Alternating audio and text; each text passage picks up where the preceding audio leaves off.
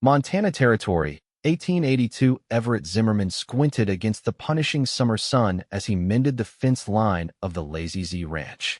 The 35-year-old rancher wiped sweat from his brow, his lean, muscular frame testament to 15 years of solitary work on this unforgiving land.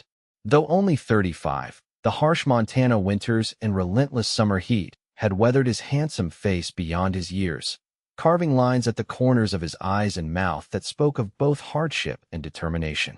"Come on, Rusty," he called to his aging cattle dog. "Let's head back before this heat gets any worse." The ranch house stood as it had for nearly 2 decades, sturdy but Spartan, practical without comfort. Inside, the bare necessities of frontier living surrounded him. A wooden table worn smooth from years of use, a cast-iron stove, and shelves lined with the few essentials a man needs to survive. No decorative touches softened the rough-hewn interior. No feminine hand had altered its stark utility since his mother passed 15 years prior. Everett preferred it that way. Or at least, that's what he told himself as he prepared his solitary dinner. "The frontier ain't for tender hearts," he murmured to Rusty, who watched him with devoted eyes. "A man's better off alone out here. Safer that way." The words had become his mantra since that terrible spring of 1867 when outlaws had murdered his parents while he was away in town. Just 20 years old then, he'd returned to find everything he loved destroyed. In the aftermath, he'd buried his grief beneath a mountain of work, building the Lazy Z into one of the most prosperous small ranches in the territory, and sealed his heart against further loss. The West took everything eventually. Loving someone only gave fate another target. As he settled into his chair by the hearth, Rusty suddenly perked up, ears forward. A moment later, Everett heard it too, the distant rumble of wagon wheels approaching his remote homestead. Visitors were rare enough to be suspicious. His hand instinctively moved toward the Winchester rifle propped against the wall. Through the window, he spotted a coach kicking up dust along the rough road to his property. Not the typical conveyance for outlaws, but caution had kept him alive this long. Rifle in hand, he stepped onto the porch as the coach rolled to a stop in his yard. The driver, a grizzled man he recognized vaguely from trips to town, tipped his hat. "Got a delivery for the Lazy Z, Mr. Zimmerman," the driver called. Everett's brow furrowed. "I didn't order anything." The driver shrugged. "Well, somebody paid good money to bring this lady all the way out here." Before Everett could respond, the coach door swung open. A young woman emerged, her simple blue traveling dress dusty from the journey, but unmistakably fine. She wore a small hat perched atop honey blonde hair that cascaded in loose curls past her shoulders. Clear blue eyes surveyed the ranch with evident surprise, her delicate features arranged in an expression of uncertainty. She couldn't have been more than 22. "Mr. Zimmerman?" she asked, her voice carrying a hint of Eastern refinement. "I'm Zelda Morgan. Your bride." The rifle nearly slipped from Everett's fingers. "My what?" "Your mail-order bride," she repeated, though with less certainty. She pulled a letter from her reticule.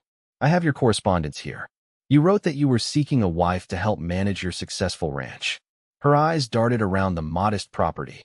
"Though I must admit, your description was somewhat embellished."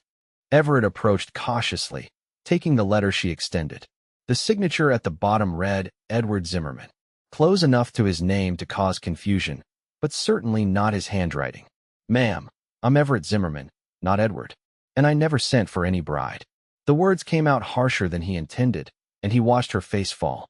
The driver had already unloaded her trunk and was climbing back onto his seat. "Wait," Everett called, but the man merely tipped his hat again. "Paid fare was one way, Mr. Zimmerman. Next coach back through these parts won't be for 2 weeks." "There must be some mistake," Zelda said, her composure beginning to crack. The advertisement was quite specific. A prosperous rancher named Zimmerman near Whitefish Creek. "Edward Zimmerman might be up near Billings," Everett offered. "That's 100 miles northeast." The driver cleared his throat. "Begging your pardon, but word in town is Edward Zimmerman died 3 months back. Influenza took him." Everett watched the color drain from the young woman's face. Her gloved hand flew to her mouth, and for a terrible moment, he thought she might faint. "I've come all the way from Boston," she whispered. "I sold everything I had to make this journey." The coach pulled away, leaving them standing in awkward silence as dust settled around them. Rusty approached the newcomer, sniffing curiously at her skirts. I can't stay here, she said finally, straightening her shoulders. It wouldn't be proper. And I can't take you 100 miles to Billings right now, Everett countered, gesturing toward the horizon where storm clouds gathered. Not with that weather coming. We'd be caught in the open. A flicker of fear crossed her face as thunder rumbled in the distance. Everett sighed, running a hand through his dark hair. 15 years of solitude had not prepared him for this complication. You can stay the night, he conceded. I'll sleep in the barn. Tomorrow we'll figure something out. He picked up her trunk. This way, Miss Morgan. Mrs., she corrected quietly. According to the law, I'm already married to Edward Zimmerman. Or I was, until moments ago when I discovered I'm apparently a widow before I was ever a wife. The gravity of her situation struck Everett then. A young woman alone in the Montana Territory, without funds or connections, was in a precarious position indeed. He led her inside, suddenly acutely aware of the sparse, masculine nature of his home. He'd never given a thought to what a woman might think of the place. The single room that served as kitchen, dining, and living area opened to a small bedroom off the back. There wasn't much, but it was clean and solid. It's not what you expected, he said, setting down her trunk. Zelda removed her gloves slowly. No, she admitted. But then nothing about this day has been what I expected. While she freshened up, Everett hastily prepared a more substantial meal than he'd planned for himself. The storm hit full force as they sat down to eat, rain lashing against the windows as thunder shook the small house. The advertisement described a large ranch house with a parlor and separate dining room, Zelda said, breaking the uncomfortable silence. And a piano for it. Everett gave a short laugh despite himself. I'm afraid the only music here is the wind through the pine trees. May I ask why you live so? She searched for a polite word. Simply, your cattle herd appears substantial. The money goes back into the ranch, he said. Never saw the need for fancy things. Or for the softness they represented. Softness got you killed out here. Lightning flashed, illuminating her face. For just a moment, he saw the exhaustion and fear she was trying so hard to hide. Something long dormant stirred in his chest. What will you do now, he asked. Zelda looked down at her plate. I don't know. I had imagined. She shook her head. It doesn't matter what I imagined. The reality is I'm alone in unfamiliar territory with very limited funds. Why did you come out here in the first place? A woman like you could have found a husband back east easily enough. She met his eyes then. My family lost everything in a fire last year. My parents didn't survive, and our home and business were uninsured. I worked as a seamstress, but the wages. She straightened her shoulders. I wanted a fresh start somewhere my past wouldn't follow me. I wanted to build something of my own. Everett recognized the resolve in her voice. It was the same determination that had driven him after his own loss. Before he could respond, a particularly violent crack of thunder spooked his horses. They whinnied in distress from the barn. Excuse me, he said, rising quickly. I need to check on them. Outside, the rain soaked him instantly as he ran to the barn. The horses were indeed agitated, and it took some time to calm them. When he returned to the house, dripping wet, he found Zelda had cleared the table and was examining the few books on his shelf. You read Whitman, she observed, touching the spine of Leaves of Grass. My mother's, he said, uncomfortable with the personal nature of the observation. You should get some rest. Take the bedroom. I'll bunk out here. She nodded, gathering her nightclothes from the trunk. Thank you, Mr. Zimmerman, for your hospitality in this unusual circumstance. After she retired, Everett made a pallet by the fire, but sleep eluded him. For the first time in 15 years, a woman's presence filled his home, disturbing the careful isolation he'd constructed. Her scent, something floral and delicate, lingered in the air. The sound of her movement in his bedroom was distracting. He told himself it was merely the disruption to his routine that unsettled him, not the fact that Zelda Morgan had awakened something he'd thought long dead. Morning brought clear skies and a fresh dilemma. Everett rose early as always and was already tending his livestock when Zelda emerged from the house.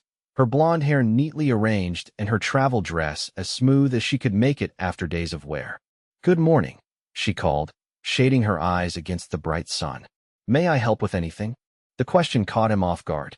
Do you know anything about ranch work? Very little, she admitted. But I'm willing to learn. He watched as she approached the coral fence where he was checking a calf. She moved with natural grace, but there was a determination to her step that spoke of resilience. "I can cook," she offered. "And so, I was quite accomplished with needlework in Boston." "Miss Morgan, Mrs. Morgan, please," she corrected gently. "Or Zelda, if you prefer." "Mrs. Morgan," he amended. "I'm heading into town today to see about getting you passage back east." A flash of something, panic, perhaps, crossed her face before she controlled it. "I see. And if I don't wish to return east, what other option do you have?" "I could work," she said simply, "for room and board, until I establish myself." Everett frowned. "This isn't Boston. There's not much call for seamstresses out here. Then I'll learn other skills. I didn't cross a continent to turn back at the first setback." She met his gaze directly. "I understand you value your solitude, Mr. Zimmerman. I won't impose longer than necessary, but I need time to make new arrangements." Something in her quiet dignity resonated with him. He recognized the same stubborn pride that had carried him through his darkest days.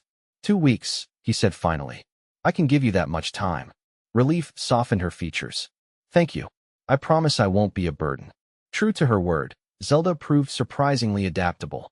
She took over the cooking immediately, transforming his basic provisions into surprisingly palatable meals. When not in the kitchen, she insisted on learning ranch operations, watching attentively as he explained the rudiments of cattle management and asking thoughtful questions. On the third day, when one of his hands failed to show for work, she donned an old pair of trousers he reluctantly lent her beneath her skirt and helped him mend fences, her delicate hands soon developing blisters that she never complained about. "Why do you work alone?" she asked as they paused for water. "Surely a ranch this size needs more than occasional help." Everett wiped his brow. "Trust is expensive out here." "Is that why you've never married?" "No one to trust." The personal question caught him off guard. "Marriage is a luxury some men can't afford." "A luxury?" she repeated. "Most would call it a necessity." "Most haven't seen what I have," he said shortly, returning to his work. That evening, after a surprisingly tasty stew, Zelda insisted on seeing his account books. Reluctantly, he produced the leather-bound ledger where he tracked the ranch's finances. "Your system is quite inefficient," she observed after reviewing several pages. "I managed my father's books for years. With a few adjustments, you could increase your profits substantially." "The ranch does well enough," he said defensively. "Well enough to survive, perhaps, but not to thrive." She looked around the spare cabin. "You live like a man just getting by, Mr. Zimmerman, but your operation could support much more." Her assessment stung because it contained truth he'd never acknowledged. He'd focused on survival for so long, he'd forgotten to consider what might lie beyond it. As days passed, Everett found himself increasingly aware of Zelda's presence. The small touches she added to his home, wildflowers in a jar on the table, curtains fashioned from spare fabric she found in his mother's old trunk, the way she hummed softly while working, gradually transformed the cabin from a mere shelter to something that felt dangerously close to a home. And despite his determination to maintain distance, he caught himself watching her. The way sunlight caught her honey-blonde hair, how her face lit up when she mastered a new ranch skill, the quiet strength evident in everything she did.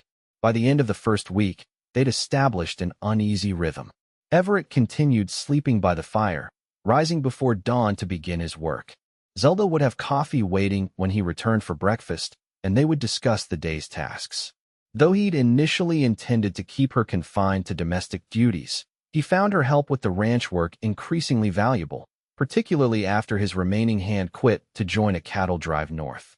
"You're a natural with the horses," he observed one afternoon as she successfully calmed a skittish mare. "Most city folk are afraid of them." She stroked the horse's neck with gentle confidence. "I always wanted to ride as a girl. My father thought it unladylike."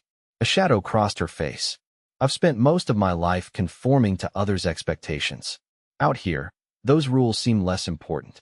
That evening, a rider approached the ranch, Sam Wilson, the local shopkeeper from town. "Everett," he greeted, dismounting. "Brought those supplies you ordered." His eyes widened at the sight of Zelda emerging from the house. "Ma'am," he said, removing his hat. "Didn't realize Zimmerman had company." "Mrs. Morgan is staying temporarily," Everett explained stiffly. Sam's eyebrows rose. "That's so?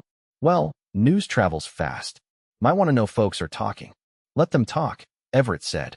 Nothing improper here.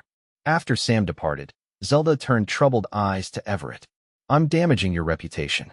My reputation isn't worth much anyway, he replied, carrying supplies inside. Nevertheless, perhaps we should accelerate our timeline. If you could take me to town tomorrow, and then what? He interrupted. Take work at the saloon? That's about the only place hiring women.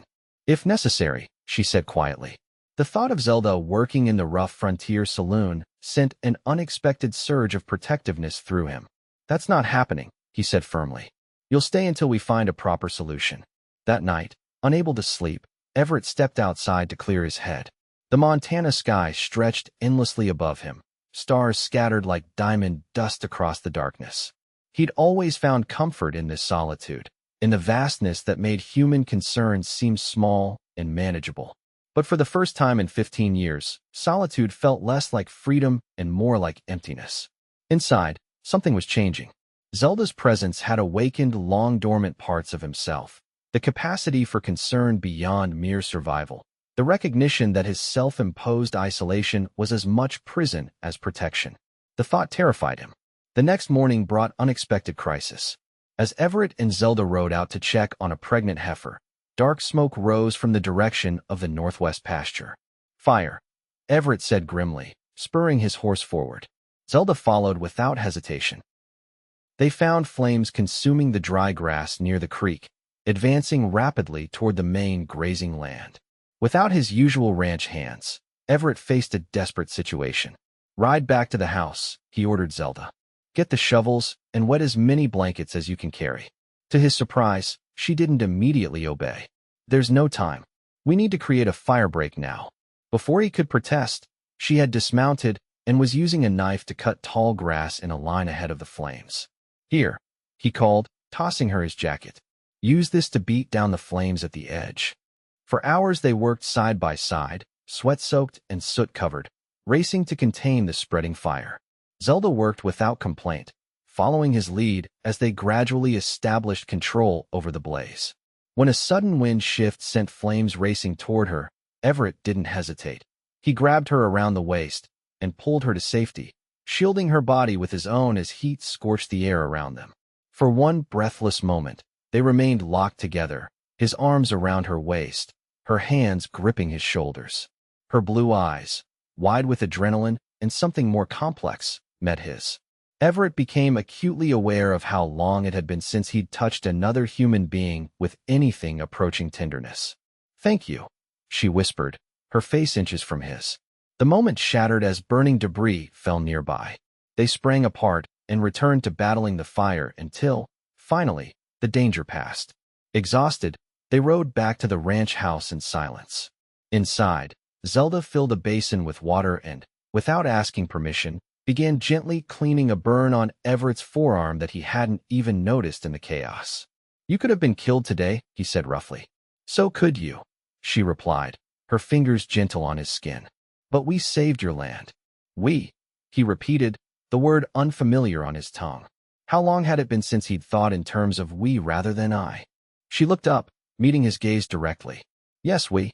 You may prefer to stand alone, Mr. Zimmerman, but today proved some battles can't be won that way. That night, despite his exhaustion, Everett again found sleep elusive. The memory of Zelda in his arms, her courage during the fire, the competent way she'd tended his injuries, all of it challenged his carefully constructed worldview. The frontier had taught him harsh lessons about attachment. Loving his parents had left him vulnerable to devastating loss. Opening himself to another person meant risking that pain again. And yet, he was still wrestling with these thoughts when a scream tore through the night. He bolted upright, grabbing his rifle, and rushed to the bedroom. Inside, he found Zelda sitting up in bed, her face pale in the moonlight streaming through the window. I'm sorry, she gasped. It was just a nightmare. Everett lowered the rifle. About the fire? She shook her head, her honey blonde hair loose around her shoulders. About the night my parents died. The flames, they brought it all back. Without thinking, he sat on the edge of the bed. I know something about those kinds of dreams. Do they ever stop? She asked softly. Not entirely, but they come less often, eventually. In the silvery darkness, she looked younger, more vulnerable than the determined woman who had helped him battle the wildfire. Impulsively, she reached out and took his hand. "Thank you for letting me stay here," she said. "I know it wasn't what you wanted." The simple touch of her hand and his scent warmth spreading through his body. For 15 years, he'd avoided physical contact, convinced that emotional distance was necessary for survival. Now, with her fingers intertwined with his, that belief seemed increasingly hollow. "You should try to sleep," he said gruffly, withdrawing his hand and standing. "Morning comes early on a ranch." As he turned to leave, her voice stopped him. "Everett," she said, using his first name for the first time. "The fire showed me something today." He looked back at her. "What's that?" "That I'm stronger than I thought. That I can belong here, in this life." She paused. "And that you don't have to face everything alone." The words followed him as he returned to his pallet by the dying fire. They echoed in his mind as he stared at the ceiling, fighting the realization that Zelda Morgan had, in just over a week, begun dismantling the walls he'd spent 15 years building. The next morning, they were surprised by another visitor, Sheriff Dale Cooper, riding up just as they finished breakfast. "Morning, Zimmerman," he called, dismounting. "Ma'am," he added, nodding to Zelda. "What brings you out this way, Cooper?" Everett asked, tension evident in his stance. "Got reports of the Marshall brothers operating in these parts again," the sheriff said. "Thought you should know, given your history." Everett's face hardened. "The Marshall gang? You sure? Robbed a stagecoach 2 counties over." Witnesses described them clear as day. Zelda looked between them. "Who are the Marshall brothers?" A heavy silence fell before Everett answered. "The men who killed my parents 15 years ago. Thought they'd moved on to Wyoming territory," Everett said to the sheriff. "Seems they've circled back. Might want to keep your guard up." Cooper's eyes drifted to Zelda, especially with company. After the sheriff departed, Zelda found Everett checking the ammunition for his rifles. "You never mentioned how your parents died," she said quietly. "Never saw the need." His movements were methodical, practiced. "They were murdered for refusing to sell this land. I was in town picking up supplies. Came back to find them both dead and the house ransacked." "I'm sorry," she said, moving closer. "Were the men caught?" "No. By the time I raised the alarm, they'd vanished. The Marshall brothers and their gang." His hands stilled on the rifle. "I tracked them for months before giving up and returning to rebuild the ranch." "Is that why you've lived alone all these years? Fear of the same fate?" He looked up sharply. "Not fear. Common sense. Loving someone in this territory is dangerous. They become targets, leverage, weaknesses that can be exploited. I learned that lesson the hard way." "So you chose isolation instead?" "I chose survival," he corrected, "and built something that would last." "A ranch, yes," she acknowledged. "But what about a life, Everett? Is mere survival really enough?" Before he could answer, the distant sound of approaching horses reached them. Through the window, they spotted 3 riders approaching, rough-looking men whose appearance instantly put Everett on alert. "Stay inside," he ordered, grabbing his rifle. "No matter what happens, stay out of sight." Instead, Zelda took his shotgun from the wall. "I know how to use this," she said firmly. "My father taught me." "This isn't a discussion," he snapped. "Those could be the Marshall brothers. All the more reason you shouldn't face them alone." The riders pulled up in the yard, just as Everett stepped onto the porch, rifle ready. They were indeed a hard-looking trio, unshaven, trail-worn, with the watchful eyes of predators. "Afternoon," called the leader, a man with a distinctive scar across his cheek. "Looking for Edward Zimmerman's place." Everett's finger tensed on the trigger. "There's no Edward here. I'm Everett Zimmerman." The man frowned. "Related to Edward?" "No. And Edward's dead, from what I hear." The 3 exchanged glances. "That's unfortunate. We had business with him." "What kind of business?"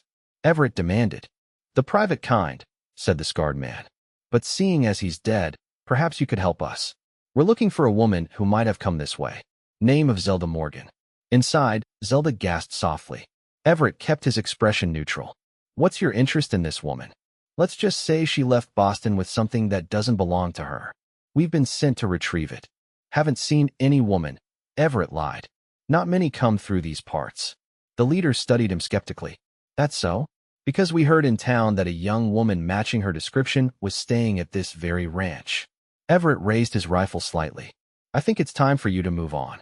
The tension stretched between them for a long moment before the leader smiled thinly. For now, but we'll be keeping an eye out. Miss Morgan has something valuable that belongs to our employer.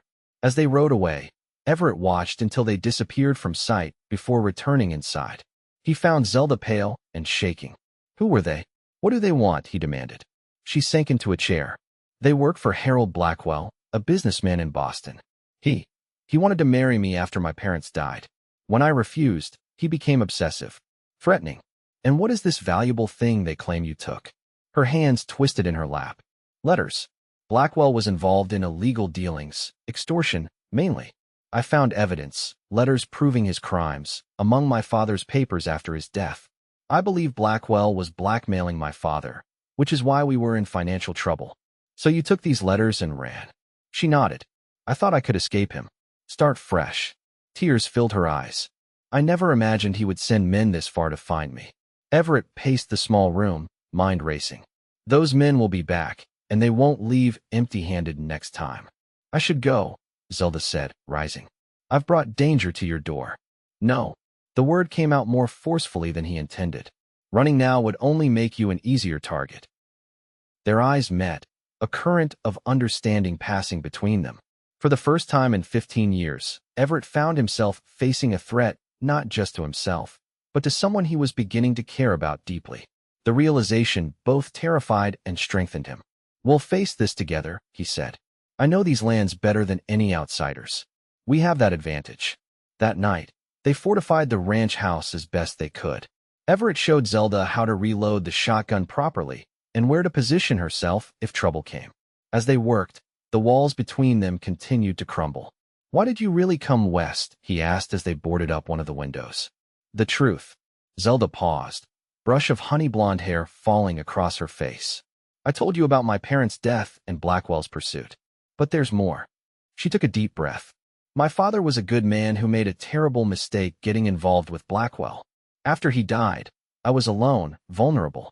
Blackwell offered marriage as protection, but I knew it was really possession he sought. So you answered a stranger's advertisement instead?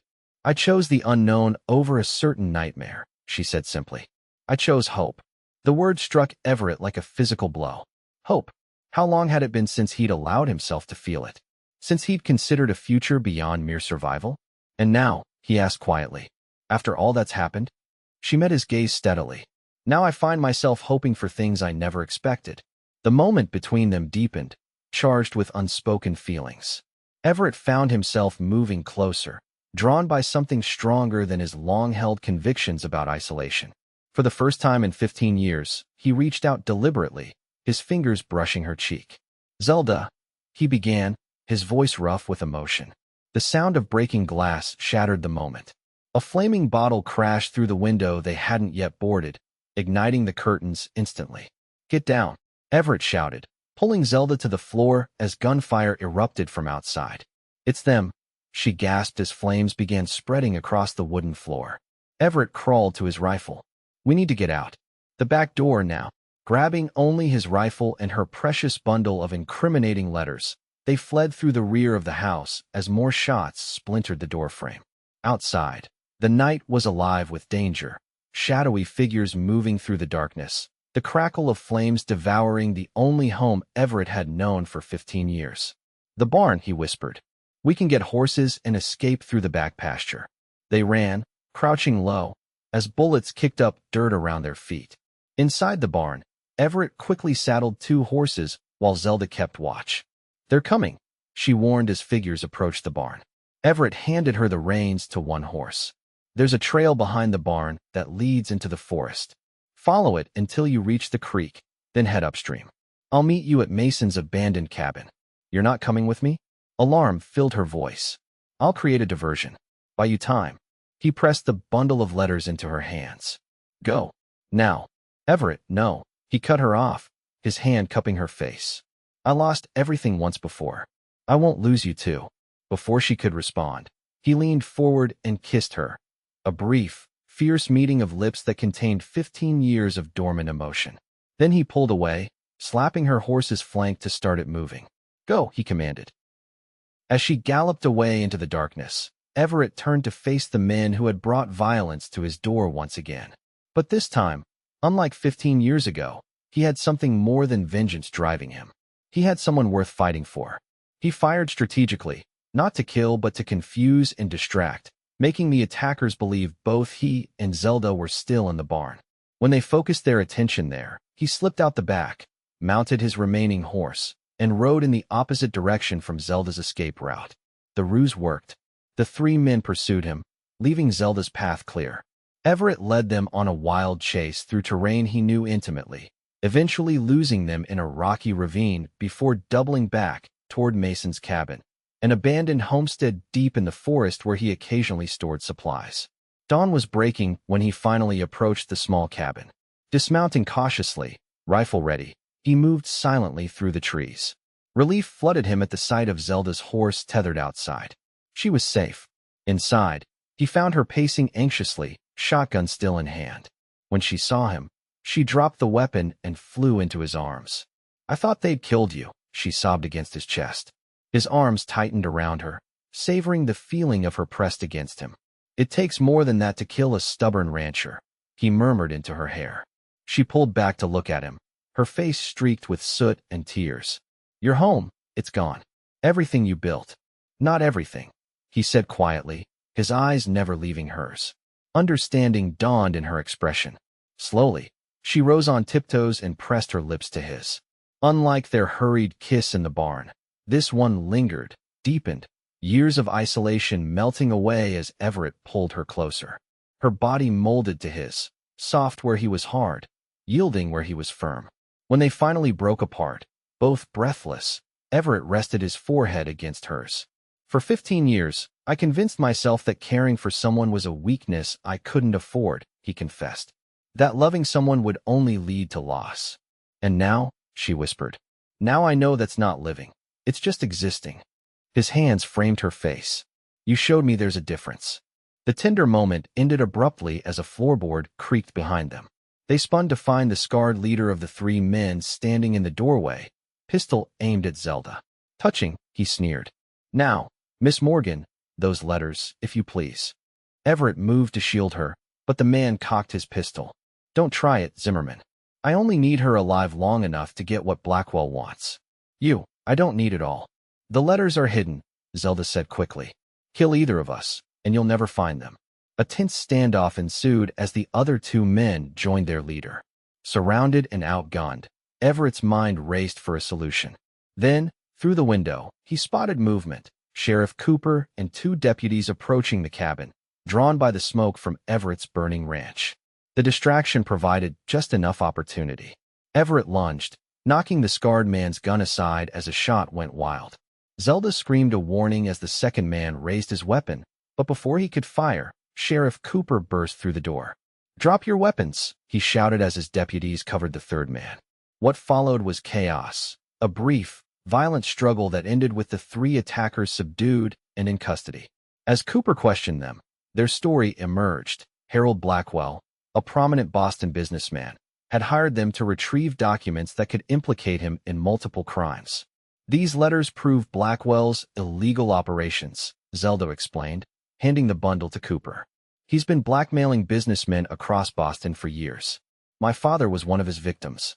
"That's a matter for the federal authorities," Cooper said, examining the papers. "But these men will face justice here first, for arson and attempted murder." As the sheriff prepared to take the prisoners to town, he paused beside Everett. "Your ranch house is gone, Zimmerman. Not much left standing." Everett nodded grimly. "I've rebuilt once before. Difference is, you were alone then," Cooper observed, glancing at Zelda.